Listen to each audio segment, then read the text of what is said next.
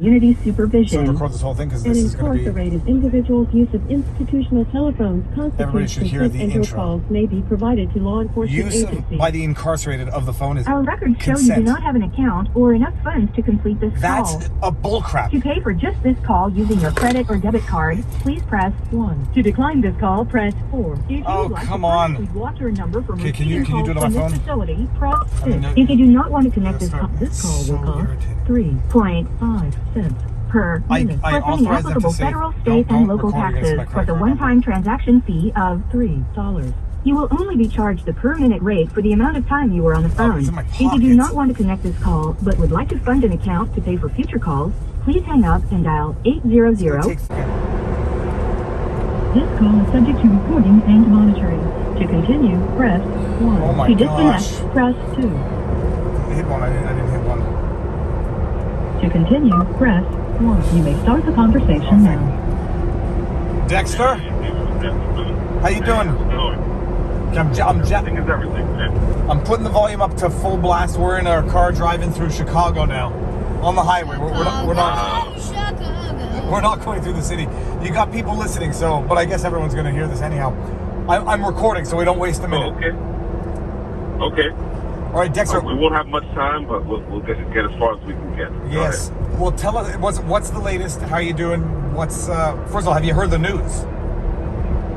That news. Yes. Yeah, we were coming in from outdoor rec last night when we heard that news.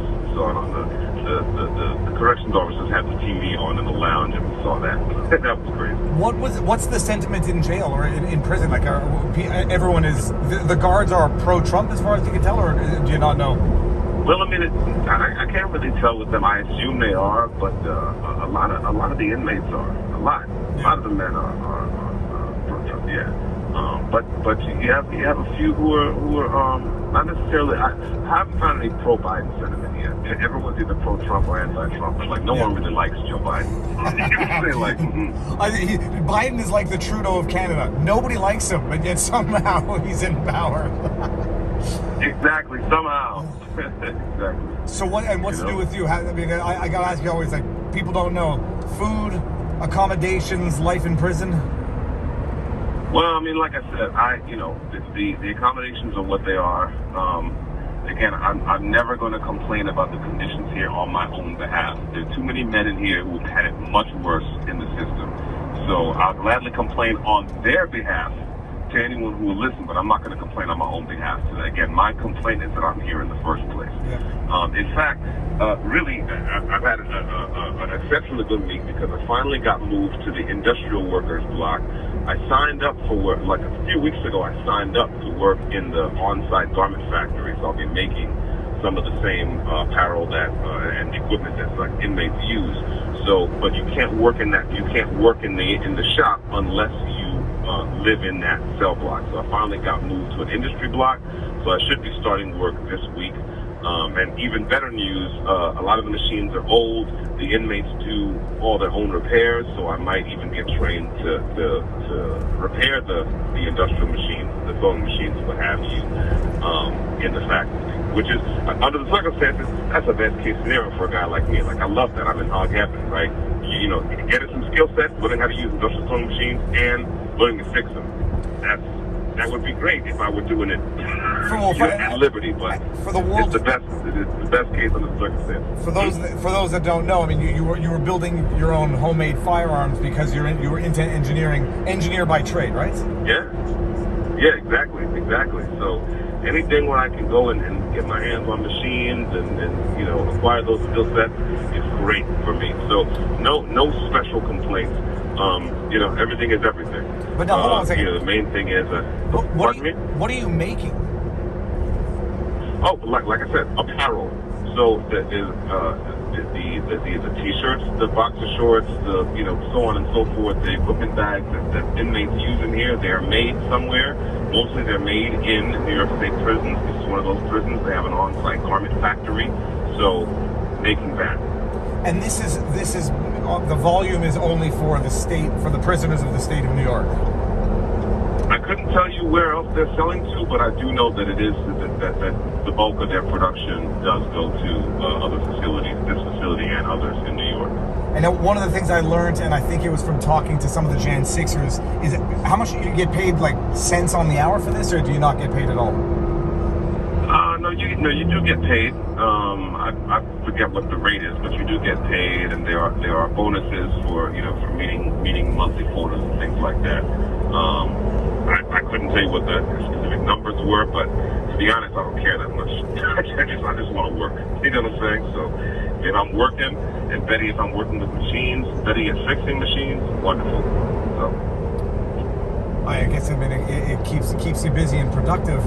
And yeah, exactly. The inmates where you are, age-wise, demographic-wise, like what are they in for? How old are they, and what is life like on a day-to-day basis? You don't really ask too many people what they're in for. If it comes up in conversation, they might tell you, but it's not a conversation starter necessarily. But I can say that in the industry dorm, in the cell block where I am, there's a lot of older guys. A lot of older guys, a lot of white guys for this prison. The industry dorm skews much more white than the other dorms. I'll tell you one thing I was surprised to see is kind of the lack of kind of overt racial animosity. I mean, white guys and black guys just be, talking and chopping it up, and like no one's really kicking up a sweat about it. Like the kind of stuff you hear, I think that's it quite varies from state to state. It might even vary from region to region in this state, but here in Coxsackie, not really a thing. I'm never going to hear the word. I'm never going to hear the word. You're never going to say the word Coxsackie, Dexter, without me smirking. Coxsackie Correctional Facility. Oh man. It doesn't sound cool when you say it. Well, I got to put the emphasis on Coxsackie. It sounds. Now, we talked about this earlier also, but before, I had never been sensitive to criminal justice reform, or at least the plight of prisoners, until you understand that there's people who you believe are innocent in there, and then all of a sudden you start actually thinking about the conditions for the guilty. How have you changed now that you've gone from the inside to the outside within short order? Because I always believed that you were supposed to treat people humanely, especially when you had them under your control, especially when they were your prisoners. So I always believed that, and I always believed that it was a problem, because again, just looked at in terms of cold hard numbers, voters are paying for a correction system. They're not getting a correction system. They're getting a lock people up system. They're not getting a system that actually corrects anything. So I've always held that opinion. And I think it's just that now I have a much more specific sense of the kind of ways in which this system creates problems for people. And let's be fair, a lot of people create problems for themselves. And if you talk to a lot of the men in here, they're very open and very honest about what they did. If they know they did bad, you know what I'm saying? Yeah, I did bad, I did this. But at the same time, what it says on the box is what it says on the box. And what the men are entitled to is what they're entitled to. Not getting that, that's a problem. That's a problem. And we have to, I think, certainly as Americans, as citizens of New York State, but also more importantly as human beings, we have to really kind of sit and think about what our justice looks like. Is it? Do you know if it's? Where I'm always. Sorry, go ahead. Pardon me. Yeah, I was going to say, and just on a side, I think a lot of people on the conservative side seem happy to leave all that prison reform stuff to liberals, or our liberal brethren. And I think that my Christian conservative brethren, for example, should be all over this stuff, because they at least have a theory of man.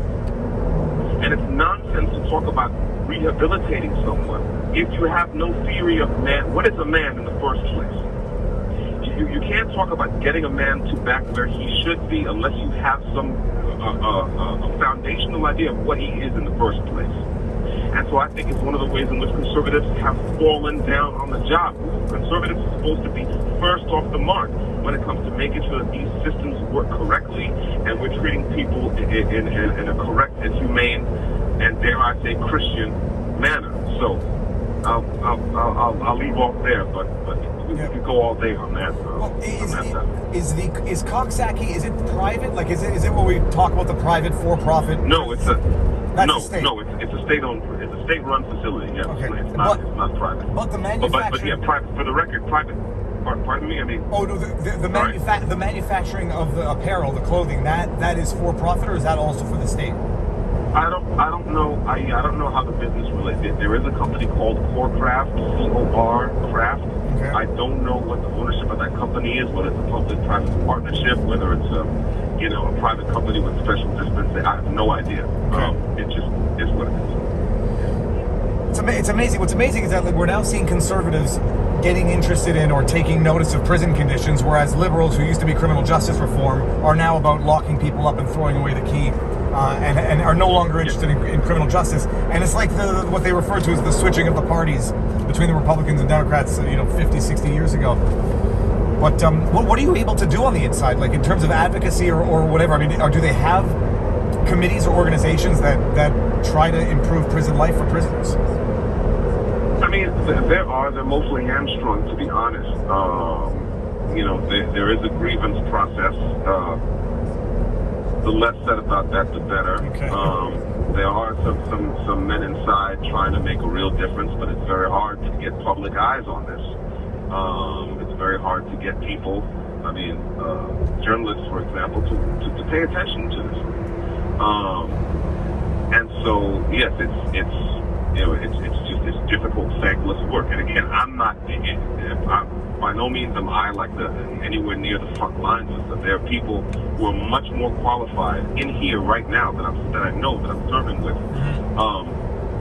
Much more qualified than I to tell you the nitty-gritty of what's happening here. But I've met some of these men who are taking interest in that, who are trying to change things, and it's a real good faith effort from people who know where they speak.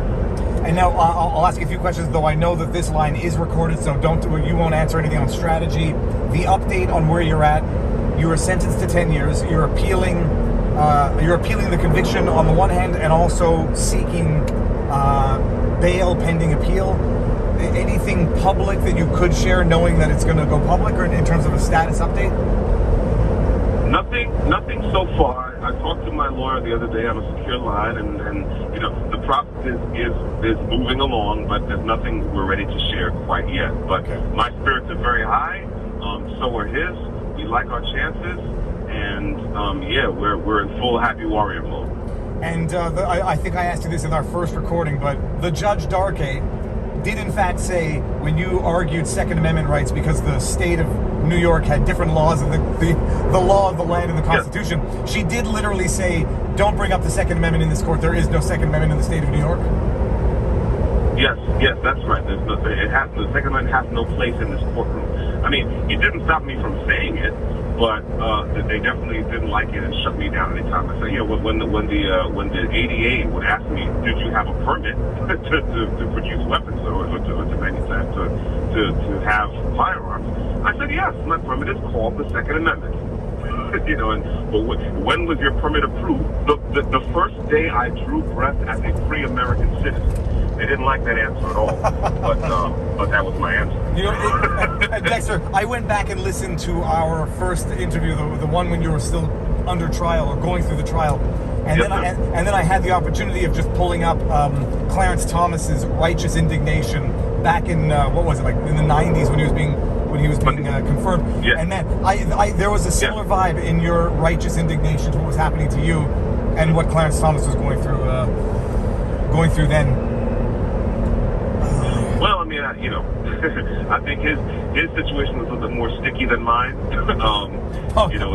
Gross. I'm going to make a pun intended joke, but okay, never mind. Oh, don't start that. But yeah, I mean, look, what can I say? Politics makes strange bedfellows. But listen, I mean, God bless him for actually standing up for the Second Amendment. Because it's important. And by the way, I mean, I'm running out of time now. I'm going to have to go in like 45 seconds. But I will say that, New York State and the Democrats that run New York State are really making a killing off their lawless ways, off these violations of the Second Amendment. There's a lot of guys in here who've been locked up simply for having a weapon. Just not for robbing anyone, not for killing anyone, not for threatening anyone, for having a firearm. That's a problem. And again, we know how liberals get down. The question from me and is for conservatives. How is it that you want to live your day to day? What do you really believe in? And are you serious about this fight? If you are, you are. You're not, you're not. But either way, we have come to a time when people really have to step up and step up and make it plain which side they're on. Okay. Well, because it's just that stark. Hopefully, I think there's a shift in the political tide, but maybe I'm being too optimistic. But bring it up to the Supreme Court so they can clarify what they did in Bruin. Well, I mean, from your lips to God's ear, we'll see.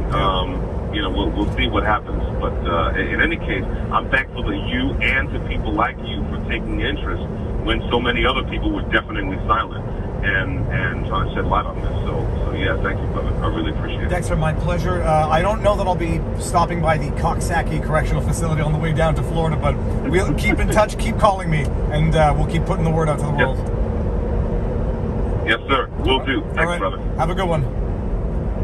You too. Bye. Bye. And now, so hold on. That was Dexter Taylor from the Coxsackie Correctional Facility. It will never get old, and I will never be sufficiently mature to not think that name is funny. Is that the guy that's in jail for making his own weapon? That is the guy that's in jail for having assembled his own firearm in his apartment using his home address to deliver kits that he legally obtained online. And he's an engineer. He's an engineer by trade, no criminal record. He has a podcast called Carbon Mike is his name, Future Podcast or Future Radio Pod, I think is what it is. And he was assembling firearms that he wasn't selling, wasn't carrying around, wasn't distributing in his apartment from kits that he ordered online lawfully that he used his own name for. Hold on, I'm gonna miss the entrance. I'm not gonna miss it. We got it. Booyah. Oh, we almost missed the exit again. That would have been very, very irritating to have another 5-kilometer detour. We're going to Milwaukee because we just got through Chicago. And that's it. That's what he was arrested for. No criminal record. Tax-paying, value-added citizen. Has lived in New York his entire life. And now he's in jail, sentenced to 10 years, appealing. And we'll see what happens. Now we're off to the RNC and the Sunday night show tonight at 6 o'clock. VivaBarnesLaw.locals.com. We're going to talk about this, the obvious, and other stuff. So stay tuned. Peace.